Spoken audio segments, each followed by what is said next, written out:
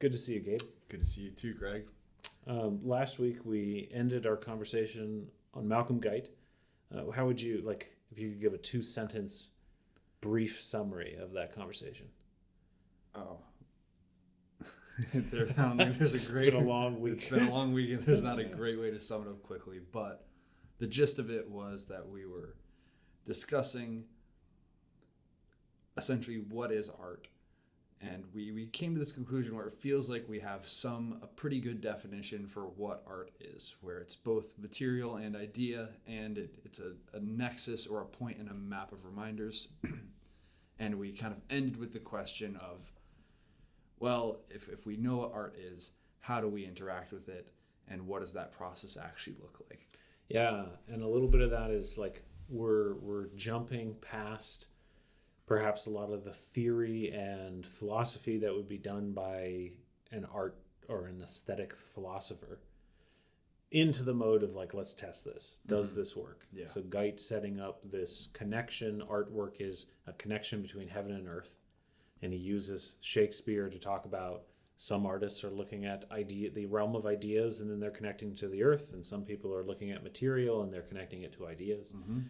And of course, he's doing it from a religious framework, but I hope people are coming along and seeing that the onus or the sort of innate human proclivity towards religion really does connect with our ability to see artwork. Yeah. There's a faith component there of anytime you interact with an object, you have to have faith that it will have meaning. Mm-hmm. And that is not necessarily rational. No. And Guite connects this with imagination. And he talks about that radical claim, imagination is a truth-bearing faculty. Yeah. And we left off there kind of saying, okay, so how can we begin interacting with artworks in order to see if it holds any water? Mm-hmm. And what book did I have you read here today? Yeah, so this week I read a book called Redeeming Vision, which I actually we're going to focus on one section of it, so I read through that section multiple times. Yeah. And my first read through, I honestly was like, okay, this feels pretty straightforward. And then my second and kind of my third pass through, where I took some more notes on it and wrote up a summary, I really started to enjoy this book, and I'm actually pretty excited to talk about it. Okay, so it's called Redeeming Vision. What the heck is Elissa? What's her name again? Elissa Weichbrodt. Yeah, Elissa Yukiko Weichbrodt. Yeah, Weichbrodt. What is her project? What is she trying to do with that book? Yeah, so the book serves as both as a defense for art through kind of a Christian worldview. It's definitely targeted towards, I would describe as maybe your average churchgoer, and even more specifically, maybe your average Protestant contemporary churchgoer. Yeah. Because a lot of the claims that she makes, I think, would be, they would seem really kind of simple to somebody who is raised in a more art-based tradition, such as the Orthodox or Catholic tradition, where iconography is something that you see. Yeah. But both as a defense for arts within the Christian faith, and then also providing a kind of a really logical set of steps that you can take to interpret and view, and then hopefully appreciate and get something out of art. Yeah, you can see this in the kind of language that academics would use to define this is it's a methodology. Mm-hmm. She's setting up a method through which you can start to engage art, and she's doing it from this framework of redeeming vision, which we'll talk about in a minute. But this sort of, how do we get Christians in particular, the lay person in the pew, so to speak, mm-hmm. to feel like they have a tool set, a method that they can look at artwork and understand it, and not just be confused, and not just think these artists are being jerks who are trying to play a silly joke on them, like duct taping a banana to the wall. Exactly. Oh, maybe that's what we should look at later. Anyways, and this is where one of the things, again, to kind of re-emphasize this sense of because of you and I and the fact that you are a Christian, I wanted to read kind of these texts. But I also think there's another utility in this, even if you aren't a Christian, and that is James Elkins wrote a really kind of controversial but also interesting book called Why Art Cannot Be Taught. And Elkins famously is not a Christian at all. He's, I believe, an atheist, although he might have changed since the last I read some of his work. But he writes this book as a faculty member, an art historian at the School of the Art Institute of Chicago. And the book kind of got delayed in publishing by like 3 years because the school, they have their own publishing house. Yep. And they, for some reason, decided not to publish it. So Yep. he had to I think go through Yale or something like that. But in that book, he's not saying that the art school doesn't do it doesn't serve a purpose.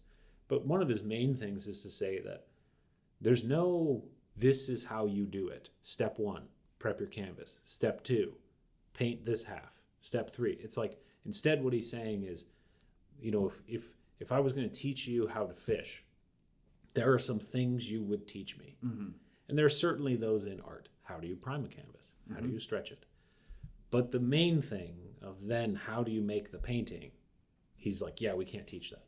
And the reason is because he's thinking of teaching in that very materialistic, determinist kind of manner.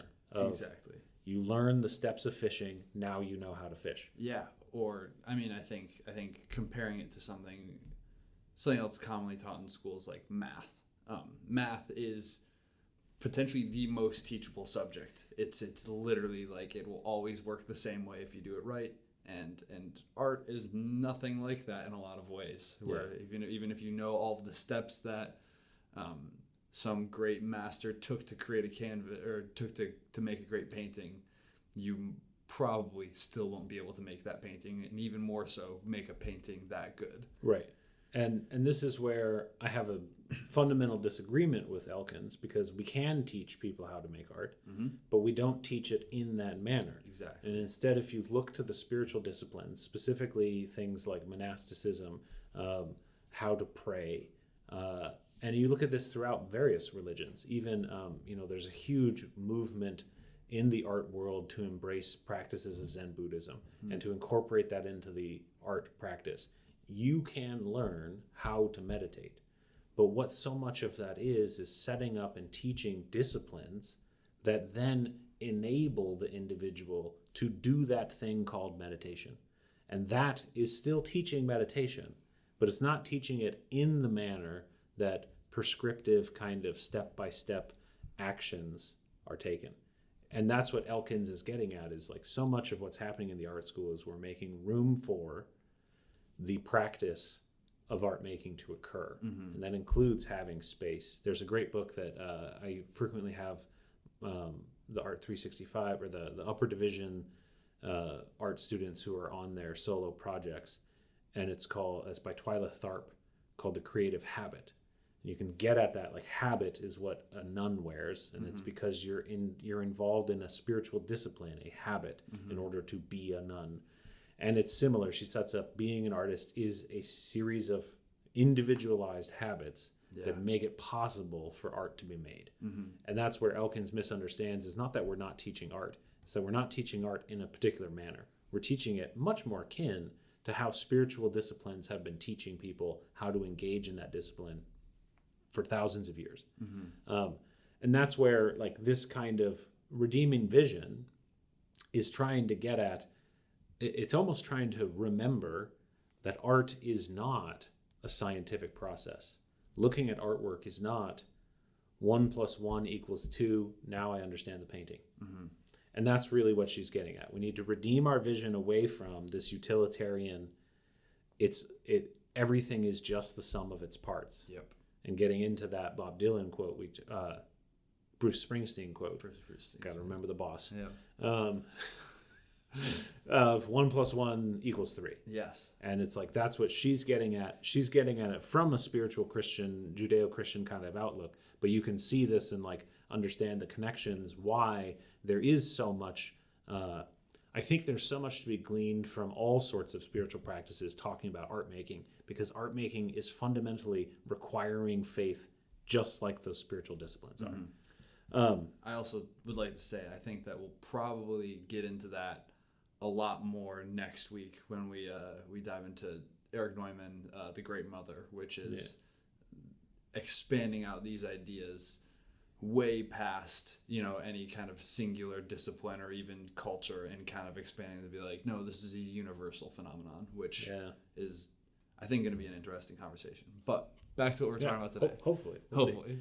Can you load up, you sent me an outline of this because I didn't want to reread it again this week. I had a busy week.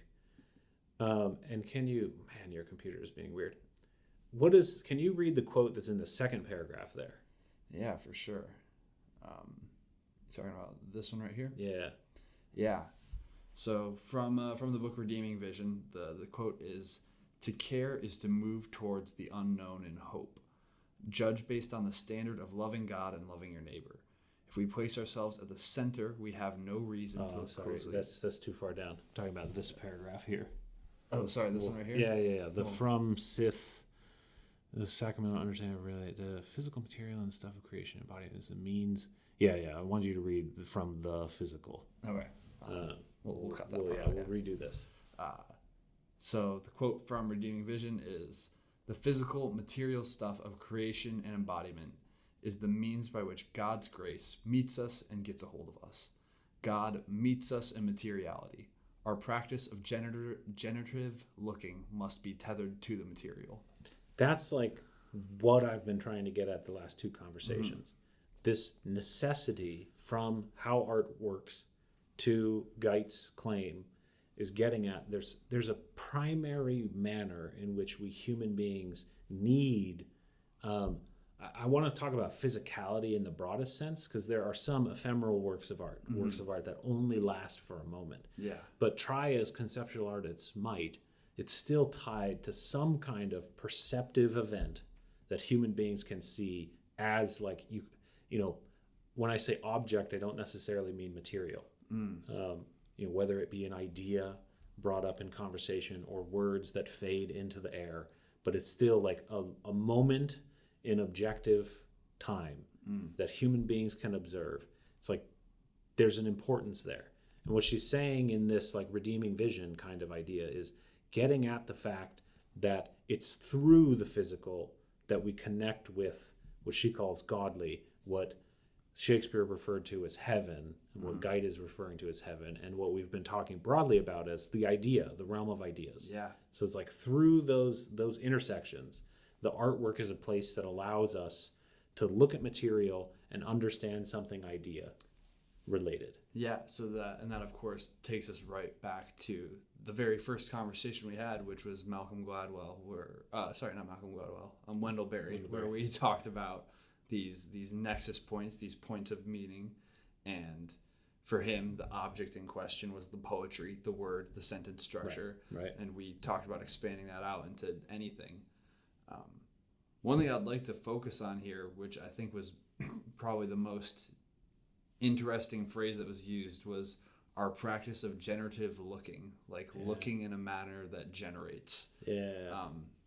That's a similarly complicated idea as the imagination as the truth-bearing faculty. Indeed. And I think it's really worth talking about. I think so, but I want to save that to close to the end of our conversation, because I think that is,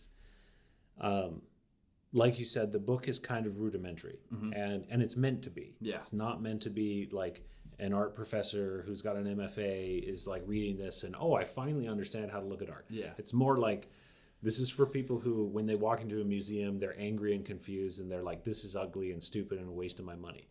And like, wait, this is publicly funded? Yep. My taxes are going to this? Yeah. Like, it's like that kind of book. And so when I read it too, I was like, oh man, like, yep, I get it. I know what a line is. I know what shape is. I know what color is. I teach these things. Yeah. But were these key parts where I'm like, she's onto something there. Yeah. There's something that not many people are talking about. And generative vision is definitely one of them. Yeah. But so we're talking about that. I emailed you a quote by C.S. Lewis that I wanted us to think about. And this is to sort of further another element of what she's really pushing here, which you get at in the next part where she's setting up a toolbox, a methodology for us to see things. Man, your computer's messed up. This is our public service announcement is don't do the new Apple update yet. Yeah, that or That or don't let your computer get electrocuted. there's I don't want to blame Apple too quickly. It could be that, but I also did have an electrical mishap in my studio. So I emailed you a quote from C.S. Lewis that is I like to think of it as a starter way to consider how we might begin to interact with an artwork, if you wouldn't mind reading that. Yeah. The quote by C.S. Lewis goes, "The first demand of any art makes upon us is surrender. Look, listen, receive. Get yourself out of the way. There is no good asking first whether the work before you deserve such a surrender, for until you have surrendered, you cannot possibly find out." Yeah, this is like I like to talk, especially with my students, about design and art and how different they are. When you're designing a poster, you're trying to forcibly get someone's attention. Mm-hmm. This is why advertisements on YouTube, see if they detect and put in an ad right there. They all of a sudden turn up the volume. They're trying to grab your attention, hijacking your physiology to get your attention. And artwork sometimes does that, but most often it literally requires the viewer to submit to it. And I don't mean that in like some, strange way. I mean it literally like I have to look at the painting and I need to give it the benefit of the doubt. If I don't, I won't actually experience it. We've seen this in Ellen Winter's book, How Art Works. If so much of it is, her and her teams of study of researchers are not asking what art is. They're merely saying, you, participant, when you think you're looking at art, what happens? Which acknowledges that person is saying, this is a moment in time when I'm engaging with an artwork, whatever that thing might be. Yeah. We've looked at Geit and Barry and whatnot to try to understand what exactly that might be. But it necessarily amounts to a person coming forward and saying, I'm going to look at this thing, I'm going to get myself out of the way, and I'm going to try to receive something from this. Which, in this book, Redeeming Vision, the author talks about this in the sense of looking with love. Like you mentioned that part. What was like looking with love in Weichbrodt's kind of understanding? How would you frame that? Yeah, there's a couple components, one of which, very similar to the C.S. Lewis quote, was this idea of humility, but humility more in the sense of not so much putting yourself below the artwork, but ceasing to think of yourself as you look at the artwork. Like it's a practice of thinking purely about what is this art doing, the creator kind of thinking about its role, and not so much coming at it with these questions of critique or judgment or whether or not you like it, like these kind of more practical and opinion-based things. And then finally, there's this idea of looking at something with love allows you to, it's a common phrase that gets thrown around in any art department. I remember being like confused by it for years, was letting the painting work on you is like something that people say all the time. And it's like, you don't have nobody ever explains it to you. At some point, you just kind of have to like, oh no, I think I get what they're saying. But that's a lot of what was kind of being talked about there, is this idea of sitting and being open to almost having a relationship with the work, like allowing to understand there's a mutual exchange of information. That's right. Kind of what they're getting at. Yeah, there's a back and forth. Yeah, she talks about it like going into the work willing to be transformed. If you don't do that, you're judging the work before you've experienced it. And this is what Lewis is getting at here, the sense of let it work on you. We're so work related. It's more like let it impact you, let it affect you, let it communicate to you, let it do something to you. Yeah. It's like you have to get yourself out of the way. Like I frequently, for a long time, I'm trying to downplay this because it's not really true. I was being dramatic, but I used to tell my students how I don't like the color yellow. So much as that is like, I grew up blonde. If you wore yellow and you were blonde, it's kind of odd. And so I just don't like yellow that much. Yeah. And so I have to make sure when I encounter a work of art that uses a heavy amount of yellow, I have to put that part of myself at the door if I want to even expect to get anything out of the experience. And so I have to have a sense of graciousness, a sense of selflessness to say, even though I hate yellow, let me take a look at this. Let me try to set that aside. And because I don't actually hate yellow. There's just yellow's used in a lot of weird contexts that I don't like. And so, then sometimes you look at the piece and you have to take a risk.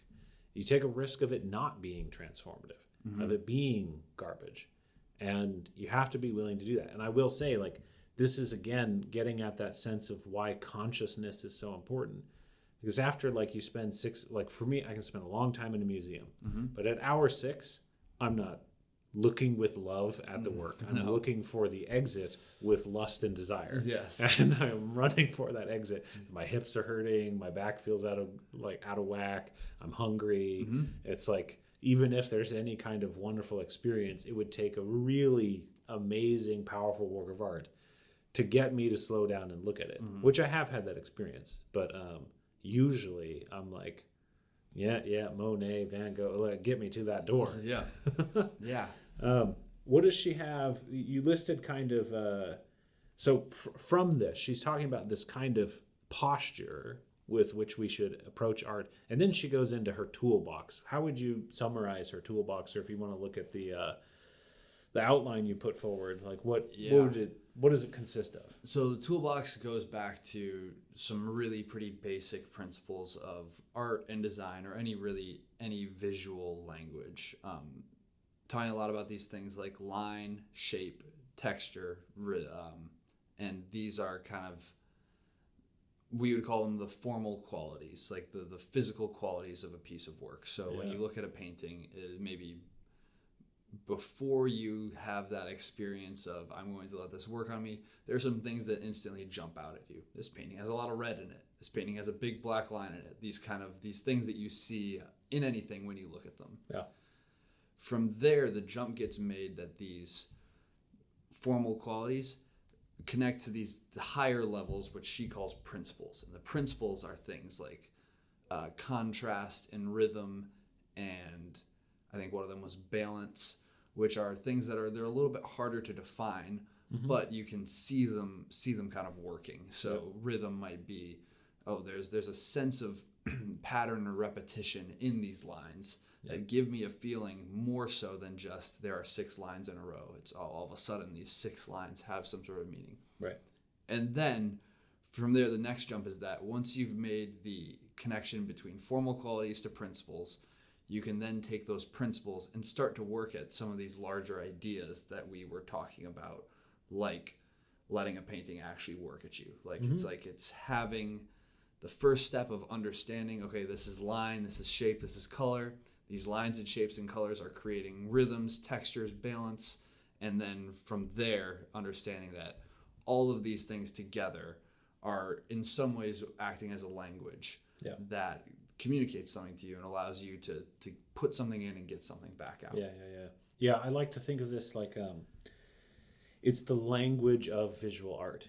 From my basic design classes, that's what we talk about from day one, are the formal elements and principles of design, which are exactly what she lays out in this book, which is why I think, especially on your first time coming to it, you're like, oh my God, this is tediously basic, because you had this in basic design with Greg.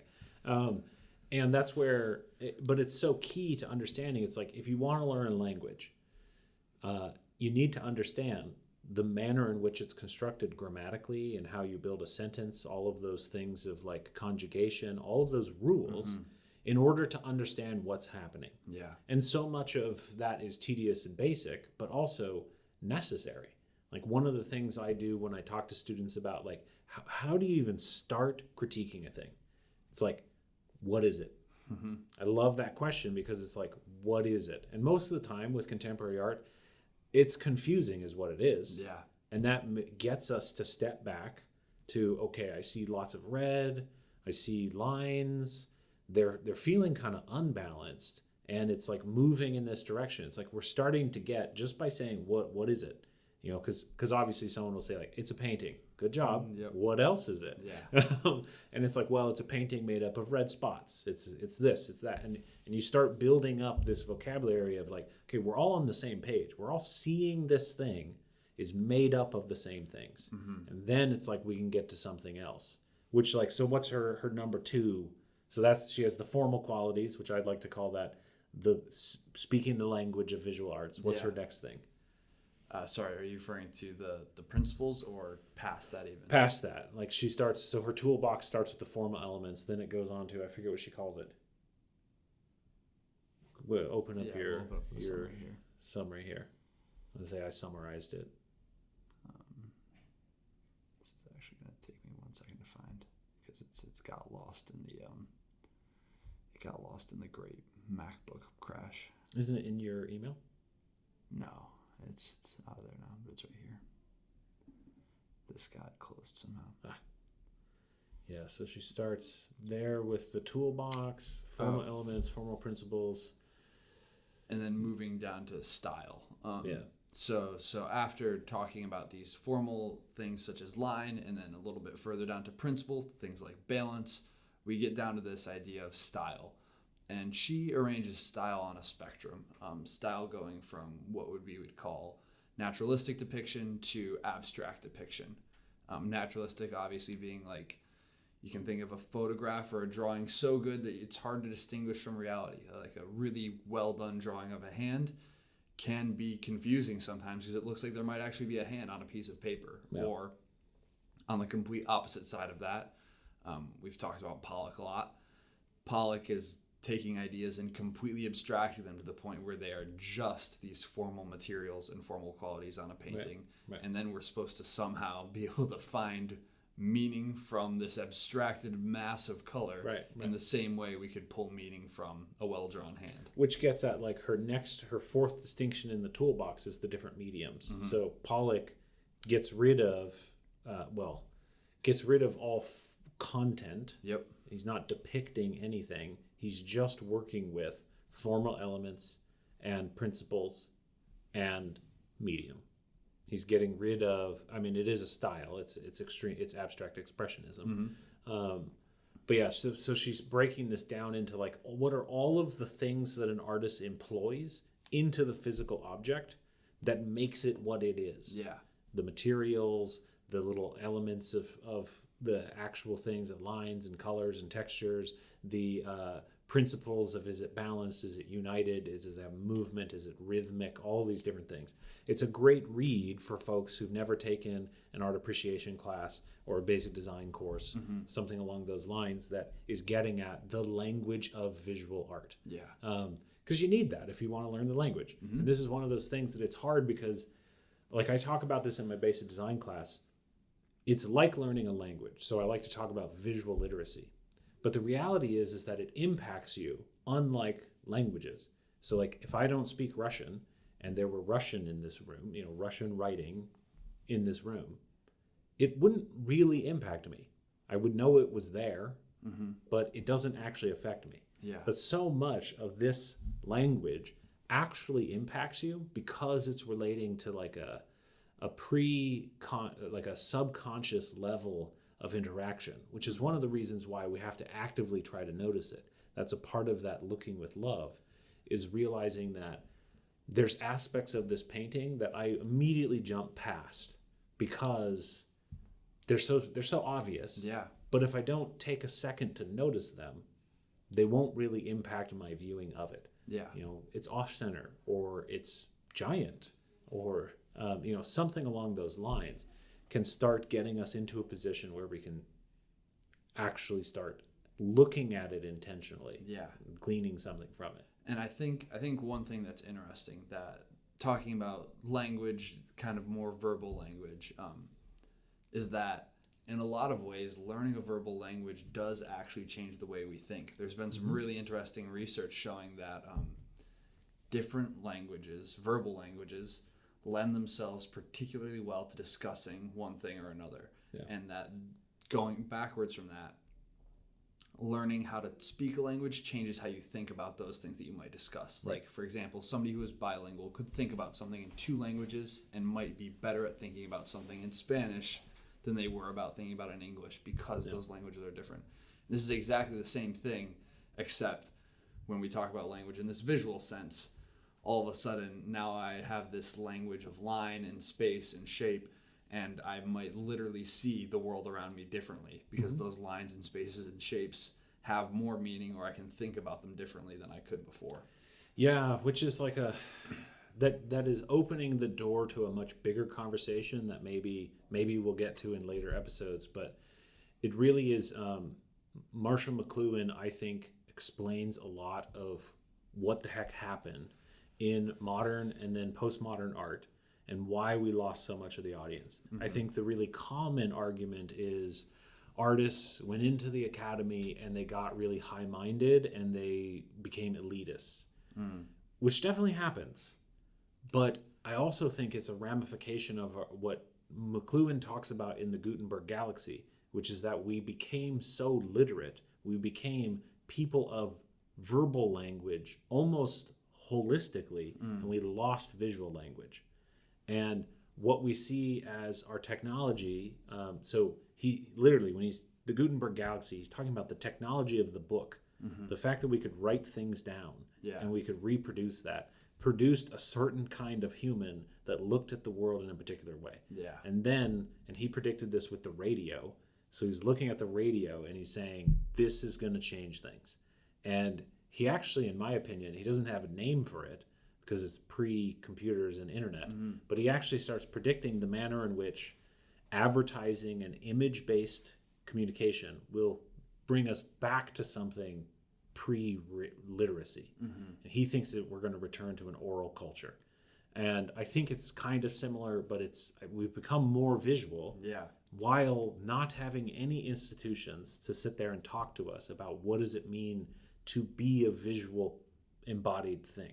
So in the sense of like conjugation, some languages have subject then verb, some have verb then subject.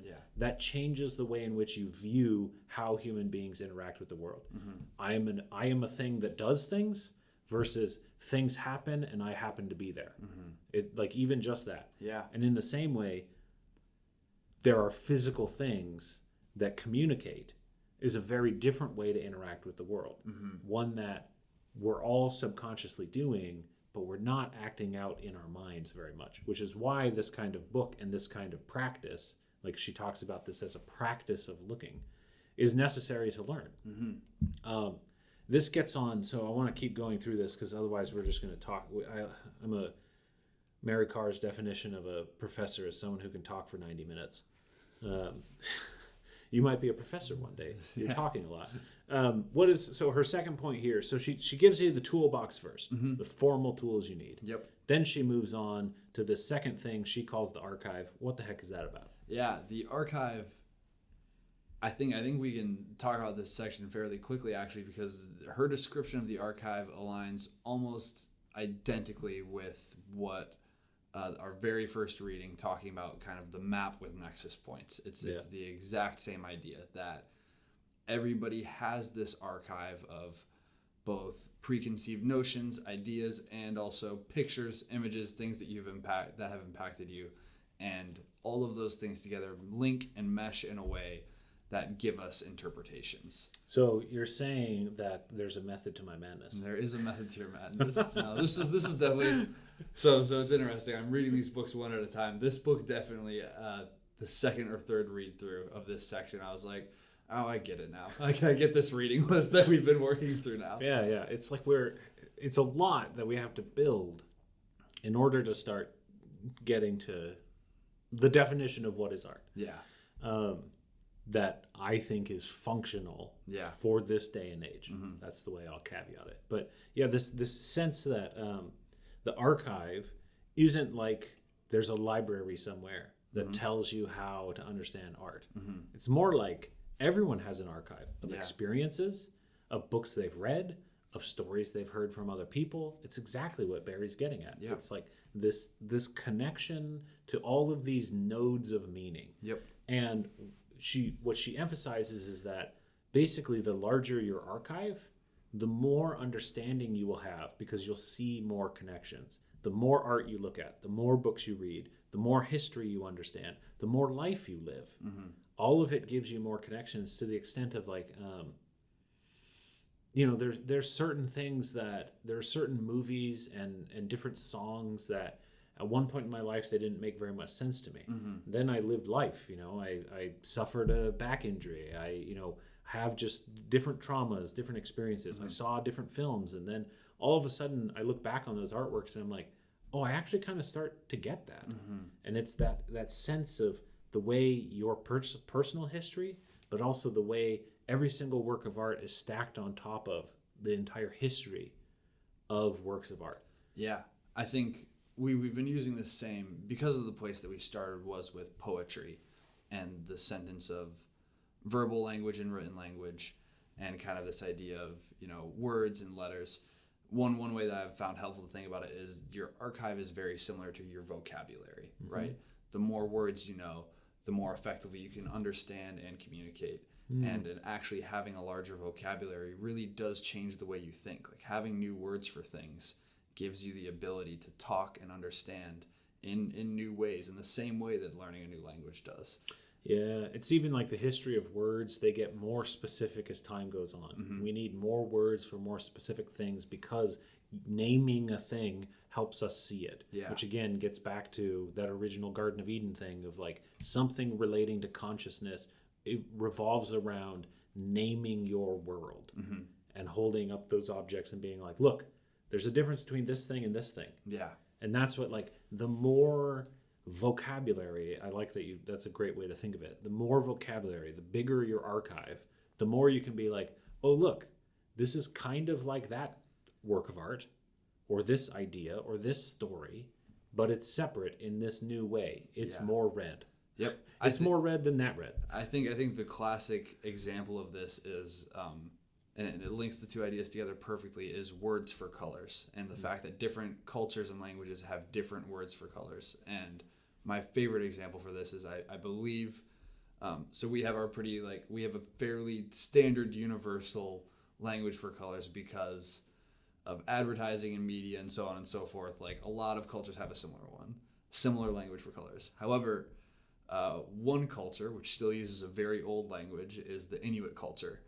And for them, they have very few words to describe things that we would call like your green colors. So, your teals, your aquamarines, your ultra blues, things like that. But however, they do have, I think it's something ridiculous, like 30 different words for white. Yeah. Because if you think about living in the North Pole, you're going to see the white of different types of snow. You're going to see the white of frozen vegetation, the white of fur, the white of the sky, the white of the clouds.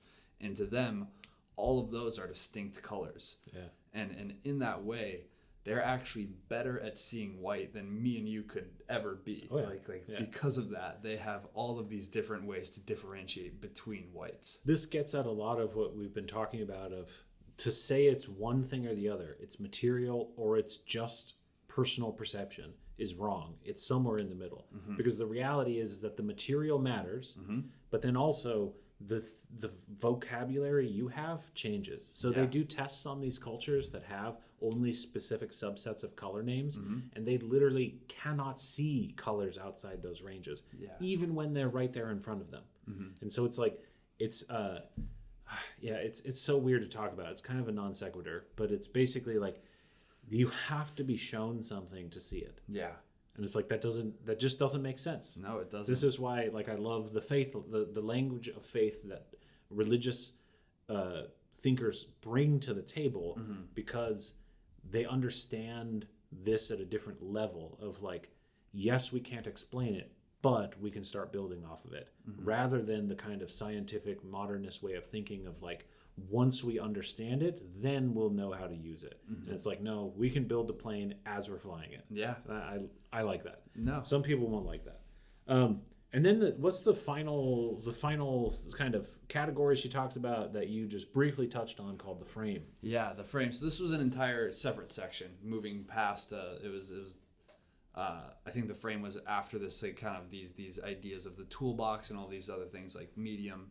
And the frame got into this idea that essentially where you are and the context, the physical context of what you're looking at changes how you see it, which on the surface feels like a really, I mean, the most basic of basic ideas, I think. Yeah. Easily overlooked, though. Easily overlooked. I think it's, if you said to anybody, well, the room that you're looking at something in might change how you're looking at that thing. A tiger in a zoo is different than a tiger in your bedroom. But I think that we can go deeper than that with this, because there was some interesting points with it. What do you mean? How do you think we can go deeper? I think that the idea of the frame connects really heavily to this idea of the archive. They're almost two sides of the same coin. Where in the same way that we have a list of kind of these pictures and old experiences that are connecting ideas for us, that the frame gives us a way to kind of let us know these are the experiences that you should be thinking about this in context with. Essentially it's a way to focus in your archive and think about, what should I be trying to compare this to? What is my starting off point for thinking about this? This is where I like to think about this. Like, I had an interesting conversation with a colleague who makes work for Art Prize in Grand Rapids, Michigan, which is like a big art competition where people are trying to get as many popular votes as possible. And he was having a conversation with me because he's outside the field of arts, and he's diving into this head first, winning some awards, which is great. And he's talking about how it's so hard. Like, I don't understand how you guys conceptualize in the arts this manner in which you please everyone. And I was like, that's exactly the wrong way to look at it from an artist's point of view. Because that's more a designer's point of view of mass communication, marketing. How do I get as many people as possible to like my product and to not do an outright ban on it? You can go either there's like it, ignore it, hate it. You really want at least ignore it to like it. And so you're talking about massive communication, and this is why so many things in that realm are rather simple. And on the artist side, it's like, no, a successful work of art actually really only has to please one person, because only one person can buy it. And once they buy it, like, great, I get the money. I mean, that's one level of thinking. That's one level of thinking about it. And it's really unique to think about that. So then I like to think, so if you're making someone for a particular person, think about the way you would frame a work of art for your mom. And, like, I even think about like a poem in a card. Particular things she knows. Maybe some things only she knows at all. Like, maybe she has an archive. Your family lives on a farm. Maybe you guys have some aspect of that farm that's particular to her that no one else would know. And you'd put that in there. And then, as she reads it, she would know this phrase here, whatever, the way the sun hits the sink. She would know that has a meaning that no one else knows. And then it's like all of this frame that you're putting the formal qualities of the poem, you're putting the archive of cards, whatever, it's a Mother's Day card or something, that archive that's attached to, and then also taking into account the literal human body that is interacting with it. And it's like when you think of an audience of one, it's really easy to see, oh man, these are the things I could do. My mom likes this flower. That flower is part of the frame. My mom had a hard day today. Or like Mother's Day, I'm gonna wake her up with it. So it's a fresh day. All of those aspects of how the thing is presented is the frame. I think talking about this, so I have a younger brother who's incredibly kind of like artistically gifted, and he's a fantastic gift giver. He's always the one where it's like every Christmas, every birthday, everybody's like, what's Levi gonna do? Because it's gonna blow everybody else's gift right out of the water. He normally will make something amazing. And what's interesting is that on the surface level, I think that often these gifts would be kind of overlooked.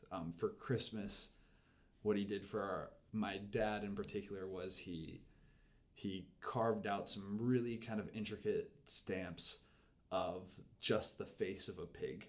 and made him like a series of cards with this like kind of strange pig done in a weird style. And to anybody just looking at it, you'd think, oh, that's kind of a weird pig. Why are its eyes like that? Why does it look like this? Right. But to everybody in our family, we saw that stamp and instantly went, oh, that's Ivy. That's not just any pig. Yeah. That's like our first pig. It's also my dad's favorite pig. It's like the pig that is the most friendly. It's like, this is and that in so many ways was both the content, but also the framing, was that my younger brother recognized that the frame was, I need to create something meaningful.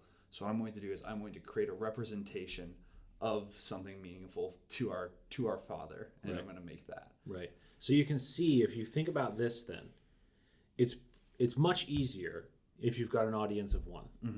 But when you're an audience, when you're an artist, that's a good audience is a word. We can talk about that later. When you're an artist and your audience is way more people, people you've never met, you have no clue who they are. Yeah. You don't know what books they've read. You don't know their height to tell them where to stand. You don't know any of that. You start to run into this major framing problem of it's very difficult to control. And our thinking back to Ellen Winter, the psychological studies and the way they're trying to control every aspect so that they know exactly what they're measuring. The art gallery is doing the same thing.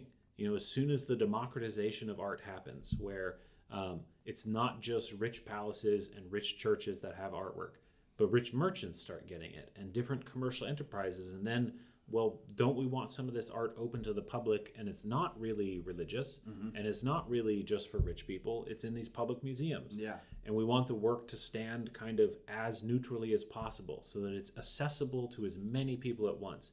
You lose all of those personal qualities for sure. Like artists in the old days, they were making, Michelangelo's making work for particular patrons. And sometimes he's being crass about it. Sometimes it's obvious. Here's the patron right next to, Mother Mary knelt down with a little piggy bank showing how much money he gave. Yeah. And then in other times it's like, oh, this patron was frustrating. He's on the face of Judas getting like sent into hell. Yeah. Oh my God. So we don't have that as much in our interaction with art anymore because the audience has become so broad. Yeah. So on one hand, it's like kind of a problem of our own making of we wanted art for the masses. And now it's like, well, now it's hard to understand. It's like, well, it's hard to make art for the masses. It is. It's hard to frame any one particular object so that everyone can have an experience of it that is close to common. And so, all of those aspects are very difficult for an artist to wrangle. And frequently they're just put on the museum. That's what, like we have specialists in this, curators and gallerists and museum directors. That is their job, is how do I frame this thing so that it can be best interacted by the largest group of people necessary, right? Which is a noble goal. It is.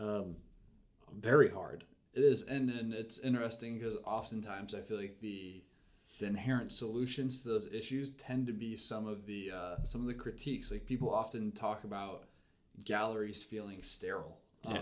And if you've ever been in an empty gallery or ever had the opportunity to work in a gallery, like being in an empty gallery is a weird experience. It's like, oh, it's normally this strange concrete floor, really weird lighting, white walls. Echoey, yeah.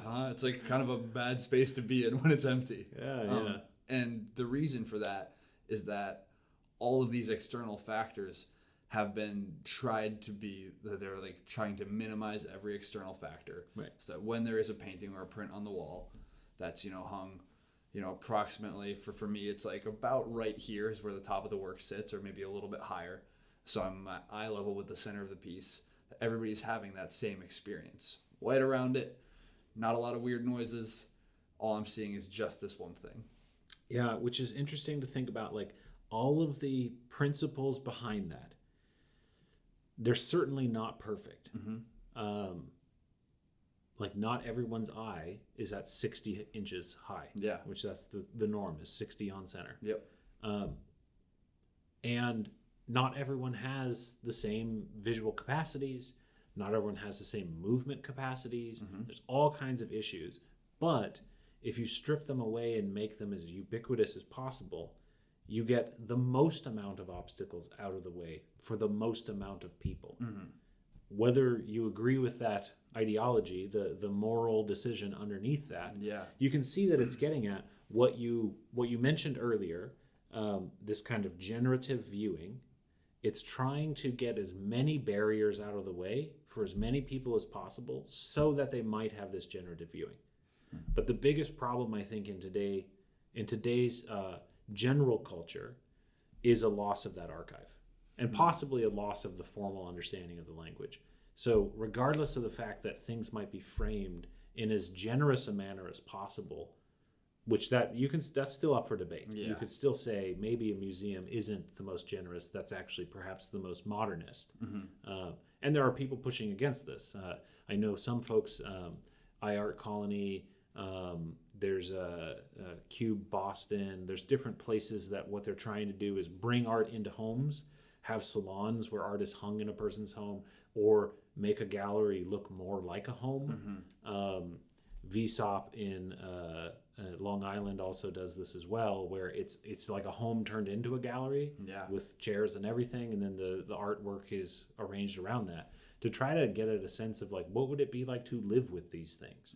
What would it be like not to, go to the gallery to submit to the work, but rather, in between your sips of coffee and reading the newspaper in the morning, getting really depressed or doom scrolling or whatever, looking up and seeing this work. And, would it be a reprieve? Would it be some other manner in which you're submitting to it because you're allowing it into your life instead of sacrificing a moment of your life to go view it? There's all kinds of ways where perhaps the framing could be improved, but there's a huge responsibility on the viewer that if you even think it's worthwhile, which I will argue, art is not for everyone. Just like, I don't know, football's not for everyone. There are some people who get a tremendous amount of meaning, community, all kinds of things out of football, and others don't. And great. As long as it's not like degrading you as a person, I don't think it's a terrible activity to enjoy. And there's lots of ways in which art certainly could degrade you, just like there's lots of ways football could. And so, but for people to understand, they think frequently it's like, because I just see things and I know what they are, an artwork should do the same. And it's like, that's not the case for a book. It's not the case for a movie. Like, you have to watch the movie to get it. You have to understand what it's doing. You have to follow the story. You have to look at what the characters do and listen to what they're saying and hear the music, so it might tell you what kind of a scene you're in, and look at the cinematography and think about like who's in the foreground, who's in the background. You have to actually actively watch and engage in it. Otherwise, you're not actually watching it. It's it just happens to be playing, and maybe you're getting little snippets here and there. And so in the sense of, if you walk through the gallery, if you go to one of these big, encyclopedic institutions like the Art Institute in Chicago or the Museum of Fine Arts in Boston, and all you're getting are snippets, that's why. Like, you don't have a good enough vocabulary yet. You need to look at more. You need to think about the connections more, and you might need to learn some formal qualities. You might want to try your hand at making a painting in order to understand, like, my God, this is how long it takes. Which really brings us to, do you mind going to the first quote that you pulled at the very top of this document? Can you read that? So this first quote, again from Redeeming Vision, is, "Sometimes we may think that the theology of the artist is the exclusive realm of artists and scholars, not everyday art viewers. Certainly, a casual observer can be easily overwhelmed. I believe we can all become makers as viewers." I love this idea of makers as viewers, which gets at that other one earlier of generative looking. This is where, if we're going to say that art relies on the material, but also on the perception of the consciousness, then we have to understand that the consciousness is doing part of the making. And the way I like to think about this is not that artists are making artwork. We're making opportunities that we're then trying to frame so that others might perceive it as art. And that, like, it's a subtle little variance. It's a subtle difference right there. But it's getting at that of, we're trying, like, and artists we have dropped the ball on this. We have not made it at all accessible for most people to walk in and say, and just to know without even having to think about it of, this is artwork. Look, I see meaning. Instead, we've been like, that's your job. Yeah. I'm doing my part, which is getting the materials in order. Your part is to look at it. It's like, that's a lot to ask in this day and age. TikTok is a really easy thing to look at compared to an art gallery. And I'll say it's not only that barrier of understanding is actually really high, even to the point where as somebody who's been an art student and taken multiple art history classes and still studying, like, I still feel novice level at best at interpreting artworks, and there are still definitely there's works of art that I encounter every day that I'm like, oh, I don't have the faintest idea what's happening here. I don't understand why this is important. Yeah. And it's literally what I spend. I mean, I don't think it would be an exaggeration to say 8 to 10 hours a day doing every single day. Yeah. Is this thinking and looking and working on art. And I'm still at this point where I'm like, yeah, nope. I'm going to have to ask somebody about that one. Yeah. Well, and that's one of the things I like about this is the necessity for engaging not only with the artwork in dialogue, but with other people. And,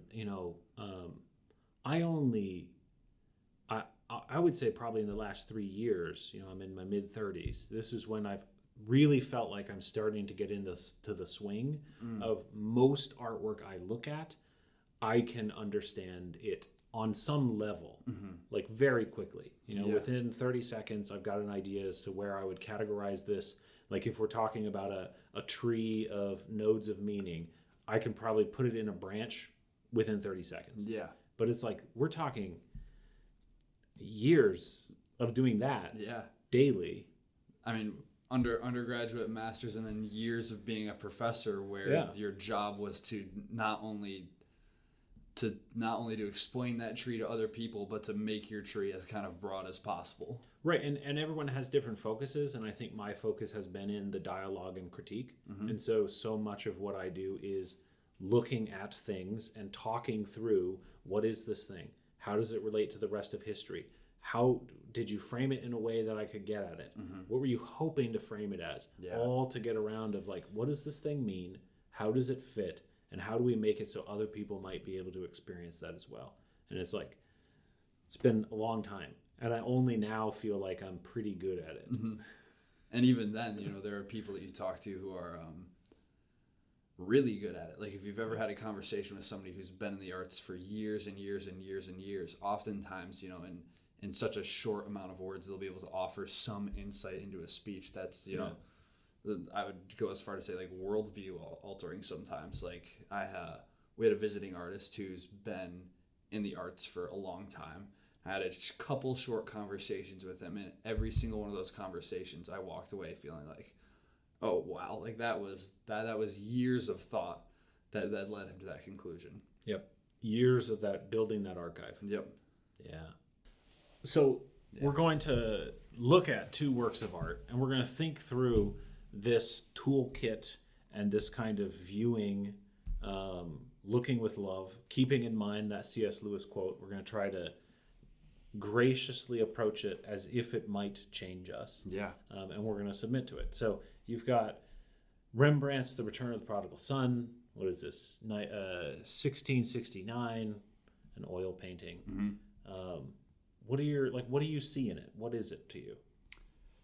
Yeah, so I think the first distinction that we should make is that we're going to look at both of these works of art digitally, which isn't, either ideally experienced. So the first thing I'll say is I'm looking at a digital reproduction. So for one, it's much, much smaller than it should be.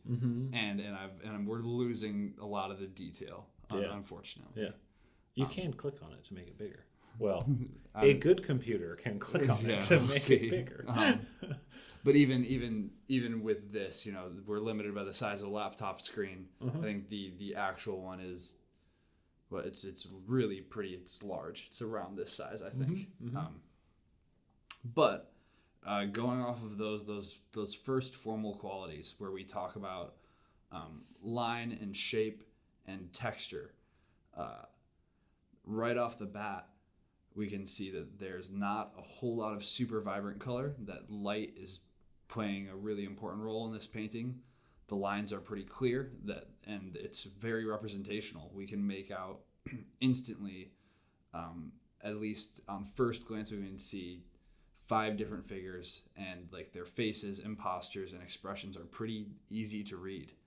And then on top of that, it has a sense of both dramatism and realism, where it's lit kind of dramatically, almost like we would call it theatrically. Yep. And stylistically Baroque. Mm-hmm. And then at the same time, there's a lot of what I would call texture in this painting. There's a lot of different fabrics and textiles and wood and stone, and each one of those materials feels like a different material. Yeah, if we were to talk about just the formal qualities of the color, there's a lot of warmth, darkness, but warmth. Yeah. Not many, like if you look, not very many blues. Yeah. Almost all oranges, reds, browns. Another interesting formal element before we jump into like the content of like, clearly it's 5 people. They look all to be males, but there's an interesting thing here that for some folks, it's not centered. Most paintings, especially in a religious context, are going to put the big important thing in the middle. Why? Because it's God. Yeah. Or something. Yep. And this is a parable, a depiction of a parable told by Christ, and in it there is no God figure. So maybe that's one of the reasons why it's okay to not have Jesus up on that cross right in the middle. Yeah. Instead, what we have, if you look at the heads, it's this circle of heads. And that circle is double emphasized by the encircling arms of the Father embracing the prodigal son. Yep. And there's these 2 off-center circles, and that circle, it's more of an oval. The oval of heads even is at a diagonal. And so there's this constant sense in which when you look at this painting, your eye gets down into these figures that are in the foreground, the father and the prodigal, and they're lit more dramatically than the rest. And then your eye wanders backwards, and inevitably you get up to the figure on the far right. And then you circle. Either you went through the bottom head and you go around, or you went to the top head and you come back. And you keep doing that circle over and over, rising and falling. And it's just keeping you locked in between the similar colors, especially of that one on the far right with the bright skin. It relates to the head of the father and the back of the son, of the prodigal. We touched briefly on, again, like the theatricalness or the lighting of it, and if it's almost like you could imagine this being on a stage, where like if you're ever watching a theater production, if you're wondering what should I be looking at, the answer is always really easy. It's where's the spotlight pointing right now, like, and that should be really all you're paying attention to. And in this, which is why magicians, it's so easy. Yeah. It's like, here's the light, where you get to hide everything in the dark. Just don't look there. But in this case, we can see that there are really, as much as happening in this painting, as much details in the scene, there are really 2 kind of nodes, 2 important points to be looking at. And the first is this tall figure kind of staring down at the son and the father, and he's lit very kind of harshly from above. And then we also have the father embracing the son, another kind of lit point. And we're just, like you said, in the circle, the 2 figures in the middle or on the edges of that oval aren't particularly interesting at first glance. You kind of look at them and you move right past them to these more dramatic figures. Yeah, they're like a background figure that it's like telling you that this is happening in the context of people. If you know the story of the prodigal son, he returns and there's a party, so it's some sort of like other people. But they also serve that compositional role. They're part of the framing, so to speak, even though they're inside the frame. But there's 2 other framing elements that I want to point out. One, if you look in the background, there is a dividing line that splits the canvas in half. It comes through the top of the head of that one, but you can see it's like a guy hugging a wall or something, and it continues down. And think about what that does. We have this dark space with some depth behind the father. Looks like the opening of a doorway. And then you've got the elder brother on the right and that wall. And then there's another interesting element that, again, Rembrandt didn't have to put this in if all he was doing was representing a space, and that's that carpet, the diagonal lines in the bottom. The whole thing keeps drawing you in while having you orbit that empty center. And I think there's a call here of pick your side. Which side are you going to be on? And if you know the story, the prodigal son returns. The eldest son is unhappy that the prodigal is being received back with forgiveness. And so he's kind of angry. And you can see that kind of stoic wall-like quality is leading into that interpretation. Mm-hmm. What are some of the other, so we're getting into, we're moving beyond formal elements, but we're seeing how those formal elements are setting us up to have an interpretation of the story in light of this painting. What are some of the other things you're getting at? Yeah, so what I was just going to point out is that talking strictly about the formal elements, it's really easy to start to see, to start to get some meaning out of it. One of the formal elements listed in the book was contrast, actually. And right away, we know who the important characters are in this painting because of the amount of contrast around them. Again, the lighting on the faces, the incredibly high contrast. The highest point of contrast in the entire painting is between the father and then that dark space behind him. So naturally, you're drawn to that figure. And again, content-wise, that tells us like, oh, what's happening there is the most important thing on the frame. Yeah. And then the second most is the second highest point of contrast, which is the sun and his kind of dark background. Mm-hmm. Some of the other things that are, I'm in a painting class right now, and one of the things that the professor always says is, you need to look at the edges of a canvas, especially in any good like painting. Like you'll be able to tell what was kind of thought about or how much time was put into it by the edges of the canvas. So you already pointed out one thing, which was the carpet lines, drawing us in. But you can also see that I just switched the image to give us a little bit of a better view. There is this sense of we're looking into a space. The entire composition is framed in what's I believe called a closed composition, which is telling us like, oh, there isn't actually anything outside of this that we're supposed to be focusing on. Mm-hmm. There's walls kind of vaguely lined out on every side, and even the space in front of us, there's a sense of this cloth or this carpet ending in the foreground right where we are. Yeah. Have you read the Henry Nouwen book on this painting? Selections of it. Okay. Yeah. There's a lot in this painting. There is. Some of the things that I want to highlight are, like if you and this to me gets at. So I like to start. I don't do it in this kind of language that we have in this book, but I like to start with thinking about what is it? Painting of the prodigal son set up in this interesting orbital kind of composition. Mm-hmm. We're seeing the light and the darkness, the contrast. We've got this weird situation that feels theatrical and unnatural. Mm-hmm. And then on top of that, it's like, what else does it start reminding you of?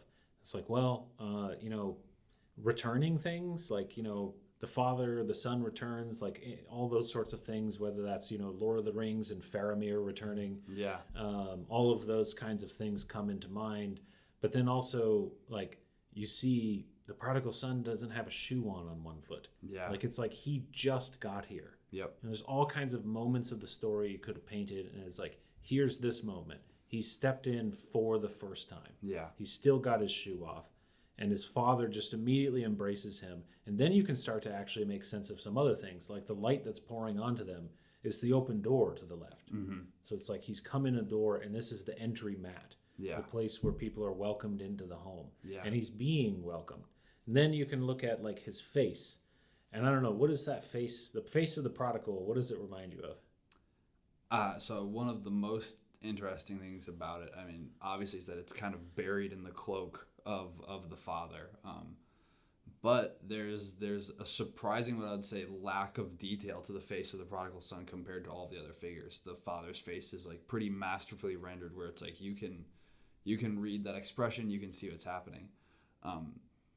But this face, there's a shaved head, and the face is kind of blurred out, but still there's like a sense of like sadness or shame or something like that coming from even this like really kind of simple depiction of a face. Right. It's even, if you know some of other, well, this is getting into the archive kind of. If you know Rembrandt's other works, he's really good at painting faces. Yeah. You might be like, oh, he didn't do a good job there. Yeah.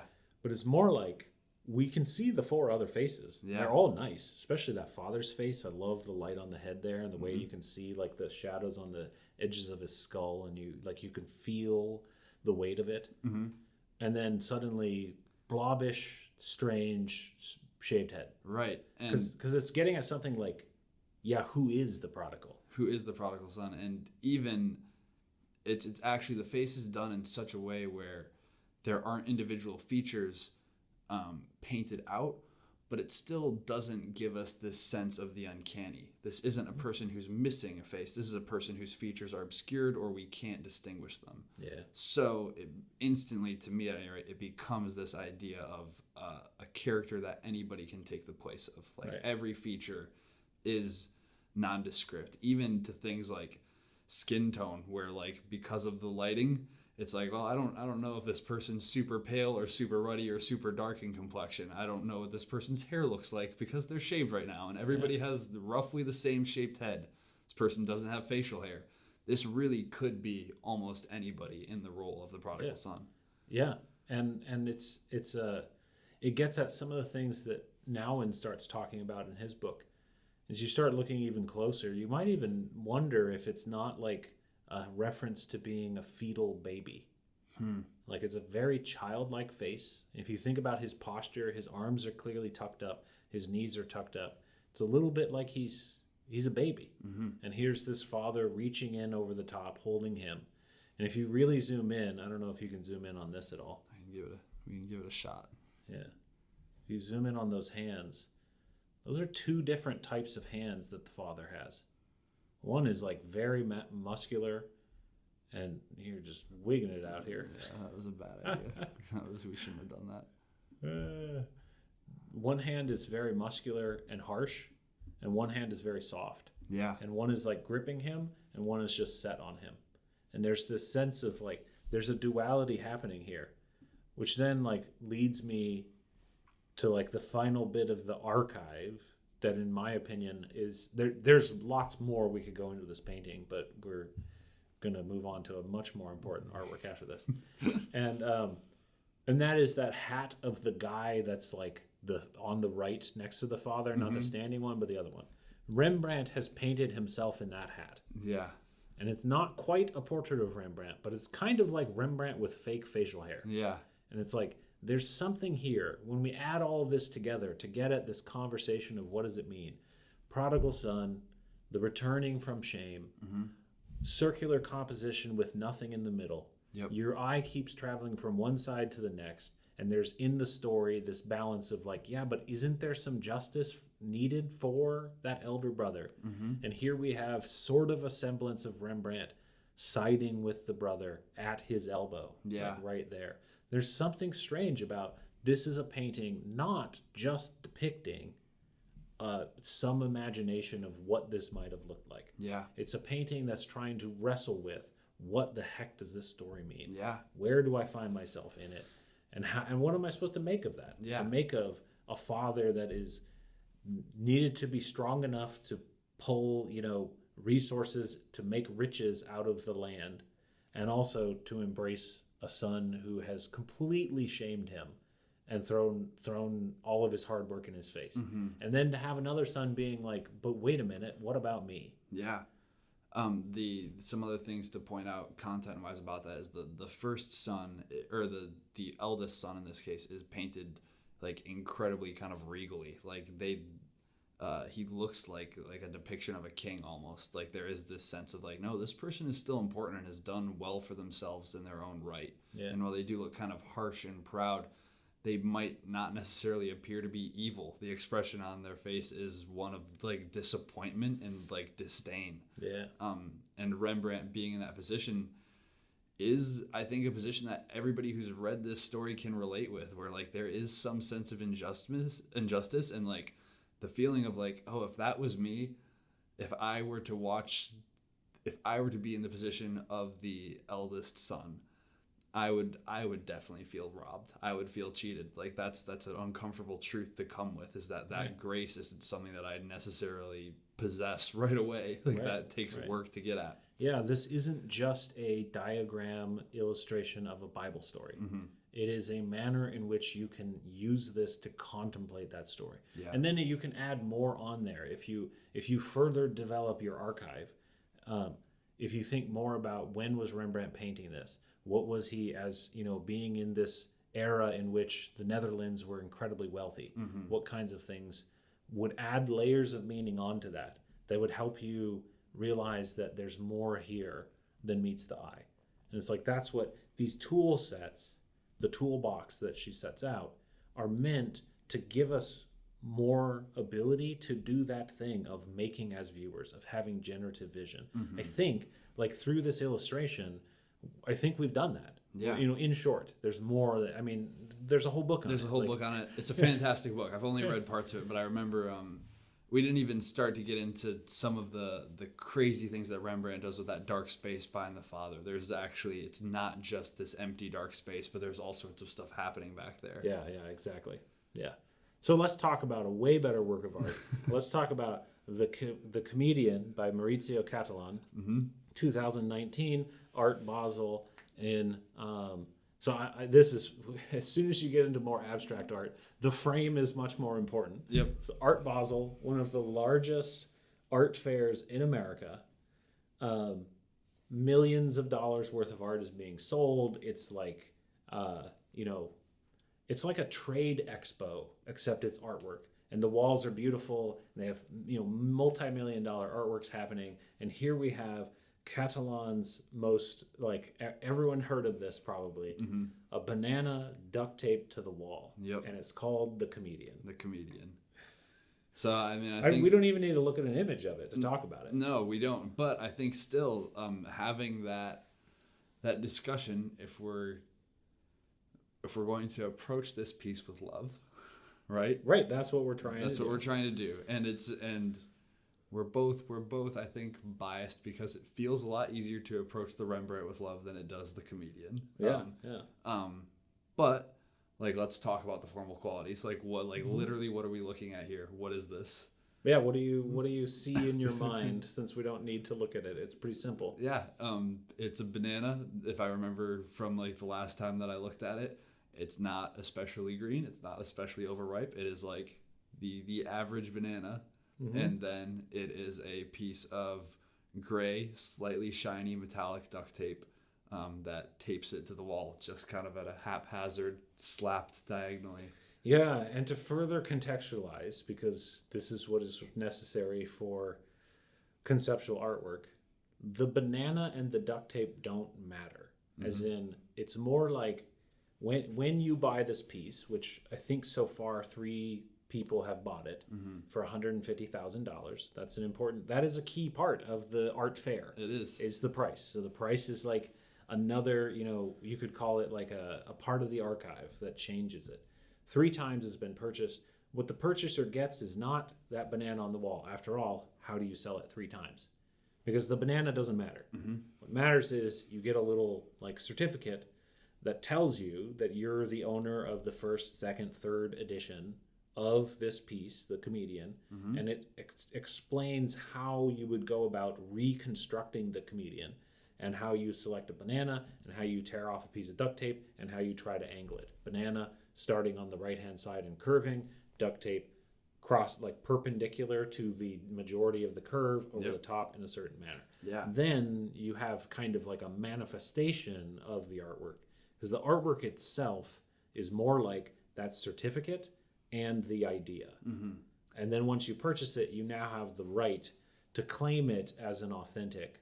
Like whenever you then duct tape a banana in that manner, you can claim it's an authentic Cattelan. And I think that this is interesting because oftentimes with modern and contemporary art, one of those common critiques is anybody could do that. And in this case, that is like, I think that more than almost any other piece of art, that is a totally valid thing to bring up, because it doesn't even, it's so easy that anybody could recreate it by looking at it and create an almost perfect rendition. Yeah, you could say that that's like in her formal qualities, that's the style. The style is anyone can do it. Anyone can do it, yeah. And then, but there's this weird other element of it but you're not allowed to claim it as authentic unless you have purchased this certificate. Yeah. And that's like Now, a strange element of it. You can see how, as the modernists come in, they're moving away from something like Rembrandt, and they're realizing art can be about all kinds of other things. It doesn't have to just be about Bible stories. And this is like an artist saying art can be about the absurdity of material becoming meaningful. And we can confuse all of that around, and we can like then talk about, we can use art to try to point not at itself but at the frame. And we see this, we call this in the biz institutional critique. Yep. Of look at the institution that has been set up so that you can view artwork, and I want you to like notice that. I want you to notice that this is a publicly funded thing, or I want you to notice that this is a commercial enterprise. I want you to notice that maybe this is a joke. Yeah. You know, like what is happening here at this fair? Like It's- an art fair. Yeah. That's bizarre. It's bizarre, and I think that to some extent there are some qualities which we might not necessarily think about as formal qualities that get added into that category. Things such as the price, the dollar amount, how many times it's been recreated, and even going so far as to say, the the aspect of parody and humor almost become formal qualities, because this is not a piece about being funny as much as it is a piece about using humor and parody to point outward once again. Yeah. It's gotten so far, and this is where, again, to reemphasize, artists in the 20th century and now the 21st century, we have not done much to help our audience out, including things like Damien Hirst famously, I forget the name of the piece, but it's a skull covered in diamonds. The diamonds themselves are worth $1 million. And so a big part of this sculpture is that it was purchased. That becomes a formal element of it. So much so that recently it's been found out that it kind of wasn't purchased, that was like a big setup by the gallery in order to like claim more like air of superiority around it, and that there was like this private equity firm that bought it, and that actually they only paid for part of it, and then the artist himself kind of like put up money for the other part of it, which is weird to think about because we think, well, artists own their art, but not when you have to pay for $1 million worth of diamonds just to make it. And there's just this weird sense of like, this is the first time I've heard about yeah, it's really bizarre to think that all of this has gotten so jumbled in this kind of postmodern mess that it's almost impossible to navigate unless you're interested in the art market as such, and in considering the art market as an archive worth digging into. Yeah. And some of us don't want to do that. Yeah. And I think that's a like total honesty. It's one of the parts of, as much as I love art, it's something that I pay very little attention to. Yeah. I spend almost no time reading about the worth of pieces or what pieces have been auctioned or even where famous pieces are held. It doesn't matter to me particularly. Right. And I've seen this Damien Hirst piece before. I wasn't aware of any of that. Yeah. I was much more interested in other interpretations about covering like a skull with diamonds than I ever was about the worth or that kind of process of Right. it. You're an idealist. You believe art can mean something. I do believe art can mean something, and I tend to balk at the idea of that being the meaning is a dollar value. Which then gets at the question, okay, there is some artwork that seems to be all about the art market. This one seems to be one of those things. Yes. If you're interested in the art market, this is fascinating. If you're not interested in the art market, is that what this is? Is this an artwork that is designed for an audience in mind, and that audience is art market people? So this piece is interesting to me because even though I don't have very much interest in the art market, I am interested in this piece mainly because I think that in a lot of ways, I think that I can identify with the artist, and like some of the things that it seems to be getting at are feelings that like I'm like, oh no, like I appreciate that level of absurdity, and I appreciate that level of like, again, what you would call institutional critique, institutional art, where it's coming back around. Like all of a sudden it's gained some level of interest to me now that it's self-referential. Interesting. So talk to me more about that. So because we talked about all the controversial things, because that's all the things no one can look beyond. Mm-hmm. If we look beyond those, back towards it as possibly a meaningful thing, what kinds of things are you starting to see in there?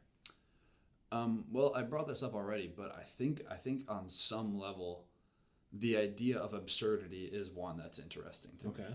So art can be funny. It doesn't have to be serious. Yes, and even going past the level of funny absurd to kind of that almost existential absurdity where like you look at something and you're like, it makes so little sense. Like I can't parse this information, or I have to laugh because otherwise like I don't know what I would do with it. Yeah. And art meant to confuse. Yeah. Art of the most like nihilistic postmodern kind of just nothing matters, so why not a banana? Exactly. Or even to some level like the amount that it's worth.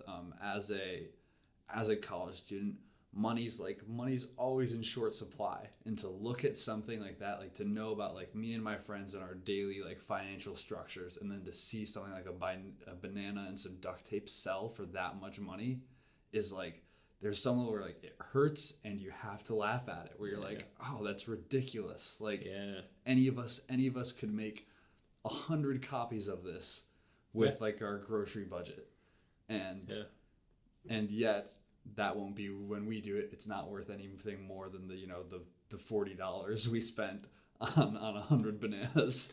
Bananas are cheaper than that for some reason. There's a I spent a long time talking about this piece when it happened. Like this is like to get more to that framing of like, this piece happened when I was in my first group of new professors hired here at Hope College. They have everyone from all across the disciplines together, and we're like meeting together that first semester, and this happens. And inevitably one of my peers in the sciences is like, what the heck's going on in your discipline? Yeah. And I'm sitting there like shaking my head ashamed, like I'm trying to be serious here in academia, and look at this joke, literally.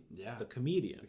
And so and a lot of it I just chalked up to institutional critique. It's not that interesting unless you're interested in the art market, blah blah blah. But I talked about it on a podcast with some friends for a while, and there's an element that I think is really easily overlooked that might actually have not the depth of the prodigal son. Doesn't have that. But it's this, the comedian. That means it's a portrait. It's not saying comedian. It's not saying a joke. It's saying the comedian. That banana up there is a person somehow. So then I'm like, okay, what does that mean? Especially it's interchangeable. Yeah. And it's like, so the artist, like a banana duct taped to the wall, it's like ready for the joke to happen. The first slapstick joke slipping on the banana peel. Yep. What if this is a portrait of an artist? And what if it's the artist before they've been turned into a joke? And then I'm like, oh, what are we artists? We're interchangeable, bruised bananas that can be taped up there until the market is ready to turn us into a joke or something like that. Yeah. It's like that's actually like sad. It's not just funny. It's like what are you as an art school student when you look at that market and you see what you can do to make money, but you're chasing meaning? Yeah, it is. It's this. It gets. I mean, I think back to absurdity is the only word for it. Where you're like, is that really what I'm doing? Is that really what the art's about? Is that really what I've devoted, my tuition and who knows how many hours of work to? Like, is that even something that I want to align myself with? Like by saying like, oh no, I love art and I'm interested in the arts. Like I put myself into that conversation. Yeah. This is where I love her language of redeeming vision, where it's like, we need to redeem the arts. Whatever you want to, take that in a religious way or something. I mean, if we are obsessed on this value of the artwork as in a monetary sense, we're missing so much of what art could be. And we're just using it as a stand-in for fiat currency to try to say, as long as we make it scarce, it doesn't matter. Yeah. And as soon as we do that, then all of our artists are just comedians and all of the artworks are just stupid jokes that one day are going to fall flat. And instead, we could be looking for something else to value in them. I would put forward, number one, what they mean. Yeah. What kind of connection to whatever transcendent metaphysical idea world does this little thing get you to? Right. And when I think of it that way, like, this is one of the reasons why I haven't been asked to sell out yet. But currently I haven't been pursuing something like Art Basel. Yeah. Not to toot my own horn or to be self-righteous. Like I said, I've never been tempted to do it. So who knows? If someone came knocking, perhaps I would turn into a banana quicker than I hope. Yeah. But in that sense, it's like the successful artist at Basel is doing that to some extent. Yeah. Barely anyone's looking at the work. Barely anyone's thinking about the meaning of it. And at the end of the day, they're mostly interested in what happens to the art on the secondary market. And I think what almost you could argue the art is in this case is the fact that they managed to find a way to apply the idea of scarcity to two incredibly cheap objects in a way that anyone can do it, as you said. That's like, in some ways, that's the trick and it's both the trick and the kind of the sad and dark premise of the joke is that watch, I can turn anything into this. I can play this game with anything. Like there isn't any prerequisite of meaning or beauty other than the fact that I figured out a way to do it. And like I've made an incredibly profitable piece of art. Yeah, and in that sense, it's a cheap trick in only one way. It's a cheap, expensive trick. Yeah, and it's a trick that is cheap on the side of meaning and expensive on the side of value. And so then the question that I always come back to is like, yeah, these absurd things are happening in the art world because the art world is absurd. And what does that mean for you as a viewer? Like, it's not for you then. Yeah. Like, who cares? Like, look at other art. Yeah. You know, like, the fact that happens doesn't change that Rembrandt. Yep. Like, that Rembrandt is still as interesting as it is, regardless of what you think about the prodigal son or which side you're going to take. Yeah. Or regardless of what you think about the color red. Yeah. You know, or regardless of what you think about the contemporary art market. I'll never be able to afford that Rembrandt, but that's why I'm glad it's in a museum. Yeah. And it's like, that's where the constant battle back and forth. You know, if the banana is the prodigal son returning, then I'm like, I mean, the museums aren't perfect. They're not the perfect frame. Yeah. But they do let people see these things. And if we didn't have the museums, they'd be somewhere else.